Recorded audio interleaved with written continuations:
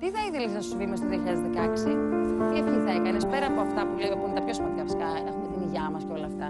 Τι θα ήθελες πραγματικά μες στο 2016? Τι θα ήθελα. Θα ήθελα να